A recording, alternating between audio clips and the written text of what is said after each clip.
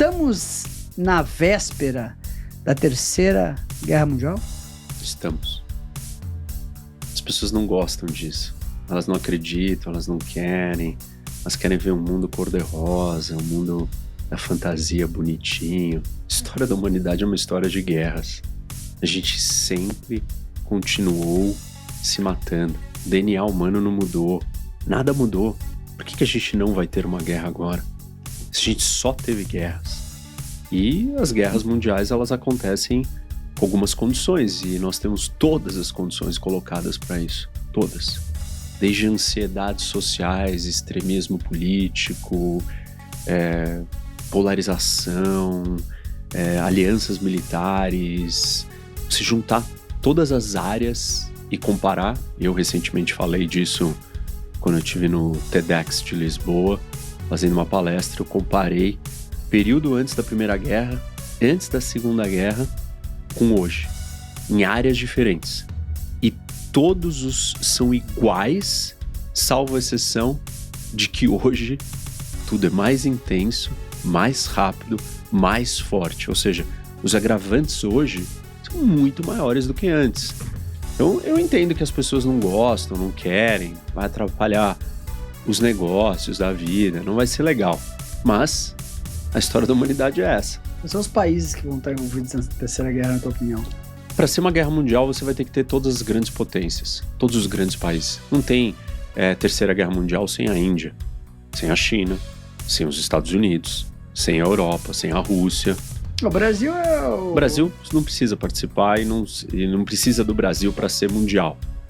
Mas você precisa desses outros todos grandes. Turquia, Japão, Coreias. É uma guerra que afeta todas as regiões do mundo. Mas qual o estopim pra gente, pro senhor acreditar que a gente vai ter uma Terceira Guerra Mundial no horizonte, digamos assim? Eu posso te trazer de vários anos. Eu vou pegar uma comparação com a Segunda Guerra. Na verdade, uma comparação com a Primeira e com a Segunda. Toda guerra mundial, ela não começa sendo mundial. Ela começa como um conflito regional. Rússia e Ucrânia. Isso. Vamos para a Segunda. Você tinha 3 potências regionais buscando objetivos particulares, únicos, exclusivos, individuais. A Alemanha queria dominar a Europa, a Itália queria dominar o Mediterrâneo e a África, e o Japão queria dominar a China e a Ásia.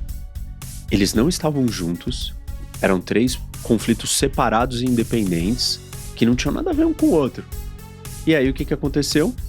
A guerra só vira mundial quando os Estados Unidos entram, depois do ataque de Pearl Harbor. Primeira Guerra Mundial. Você tinha uma disputa entre a Áustria e a Sérvia. E aí, o que aconteceu? Aquilo, por causa das alianças, virou uma guerra europeia. Com a entrada da Grã-Bretanha, vira um conflito mundial. Hoje, quantos conflitos nós temos no mundo? 2. A Rússia na Ucrânia, na Europa, o Irã no Oriente Médio, com Israel, e a China se preparando para o seu ataque a Taiwan, ou a sua tomada de Taiwan à força. Seria o terceiro. E aí a grande percepção será que no terceiro os Estados Unidos não entram? E aí vira mundial? Esse é um olhar. Mas a gente pode ver muitas outras coisas. Por exemplo, você tinha um eixo, né, que lá atrás não estava unido, que era a Alemanha, a Itália e o Japão. Eles não estavam juntos. Hitler dizia que os japoneses eram macacos, eles não tinham nada a ver. Aliás, eles estavam em lados opostos. Em 1934, na crise na Áustria, a Itália estava de um lado, a Alemanha do outro. Em 1935, na Etiópia, a Itália estava de um lado, a Alemanha do lado contrário. Até o final de 1938, quem estava ajudando a China a lutar contra o Japão? A Alemanha. Hoje, vamos trazer o paralelo para hoje. Você tem o que eu chamo de eixo das ditaduras, que é a Rússia, China, Irã e Coreia do Norte. Todos já unidos desde o primeiro dia. Porque nós temos norte-coreano lutando do lado da Rússia na Ucrânia. Nós temos arma que vem da Coreia do Norte, nós temos munição, nós temos drones iranianos que vão para a Rússia. Quem compra todo o petróleo sancionado do Irã é a China. Quem alimenta a Coreia do Norte com energia e comida é a China. Quem é que compra o petróleo e o gás sancionado, né, ou o gás que a Europa parou de comprar? A China. Quem é que ajuda a Rússia a burlar as sanções dos equipamentos eletrônicos, ou componentes eletrônicos para os seus armamentos? A China. Percebe? Esses 4 países, eles já trabalham como uma aliança. Talvez a última vez na história que a gente teve asiáticos lutando por conquista de território na Europa, isso foi Gengis Khan. Isso faz muito tempo. As pessoas não entenderam a gravidade do que está acontecendo. Você tem uma aliança de ditaduras coordenada, agindo em conjunto, buscando conquistar território na Europa. E o Ocidente, dividido, fragmentado, se matando entre si, brigando, polarizado ideologicamente, e agora com as ações do Trump, talvez ainda mais dividido. Avançando um pouquinho nessa tua tese, professor, o que pode ser o estopim para começar realmente uma guerra mais que a gente consiga ver que vá terminar num confronto global? Qual o estopim? Qual Eu não acho que a gente tem uma... O que pode ser? Na tua cabeça, o que pode ser esse? Na primeira guerra foi o assassinato do príncipe, né?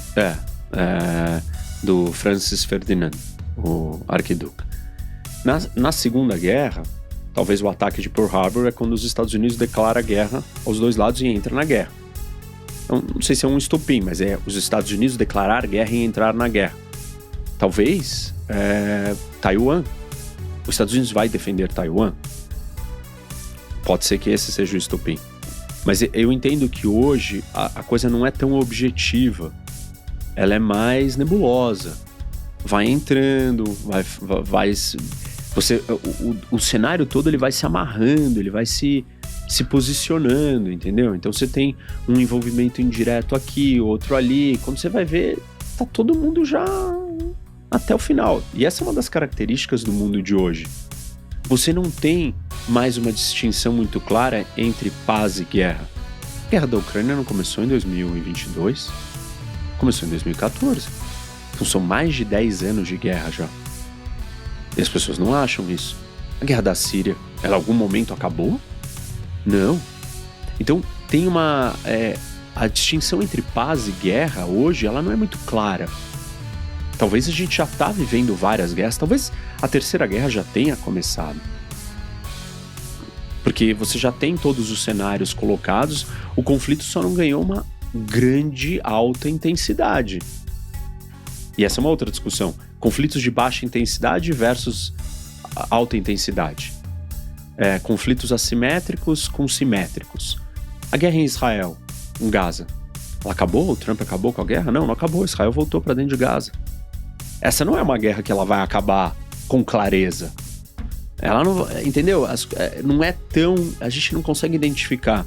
Tem um outro cenário ainda pior, que é ligado com o que o Trump está empurrando, né, os aliados para longe, os europeus para longe. E isso é muito preocupante, porque a resposta desses aliados vai ser se armar com bombas atômicas. A Polônia já disse nas últimas semanas que ela vai precisar ter uma bomba atômica. Se a Europa não vai estar lá, se os Estados Unidos não vai estar lá, se não tem mais OTAN, eu não vou ser invadido pelos russos. Eu não vou aceitar. Se a Polônia vai ter uma bomba atômica e a Alemanha decidiu que vai se rearmar e se militarizar, a Alemanha vai precisar ter uma bomba atômica. Se os Estados Unidos abandonarem Taiwan, por exemplo, isso é uma coisa que o Trump falou na campanha, que talvez ele não tenha obrigação de defender Taiwan. E dado como ele está lidando com a Ucrânia, esse possa ser a mesma linha que ele vai seguir com Taiwan. Se ele fizer isso com Taiwan, pode ser que não tenha uma guerra em Taiwan. Taiwan se entregue para a China, que vai ser um mega problema para a economia do mundo. Feio. Mas aí vamos supor que isso aconteça. Nos meses seguintes, o Japão vai se declarar uma potência atômica. E se o Japão se declarar uma potência atômica, a Coreia do Sul, que tem 30 mil soldados americanos lá para defender, vai falar, os americanos vão embora daqui, não vão me defender, e a Coreia do Norte tem uma bomba atômica, eu preciso ter uma bomba atômica. E aí quando você tem mais 4 países, que são grandes potências, China, Japão e Alemanha, são megapotências econômicas, com bomba atômica, Coreia também, como é que você vai virar pro Irã e falar assim, olha, desculpa, você não pode ter bomba atômica? O Irã vai falar, tô atrasado. Tô há 20 anos com esse programa nuclear, 30 anos e não tive a bomba, agora mais do que nunca eu preciso ter a bomba. Quando o Irã se declarar um país atômico, a Arábia Saudita, na hora, vai pegar uma bomba que tá no Paquistão e vai trazer para dentro do seu território. E aí a Turquia, o Império Otomano, que são otomanos, não são persas e não são árabes, eu preciso ter uma bomba atômica. Eu, o Egito, que é o maior país árabe do mundo, eu também tenho que ter uma bomba atômica. Mas você percebe onde nós estamos? Nós pulamos de 9 países com bomba atômica para 20, 30. Aí o Brasil vai estar discutindo se a gente também não tem que ter uma bomba atômica, já que todo mundo tem. A gente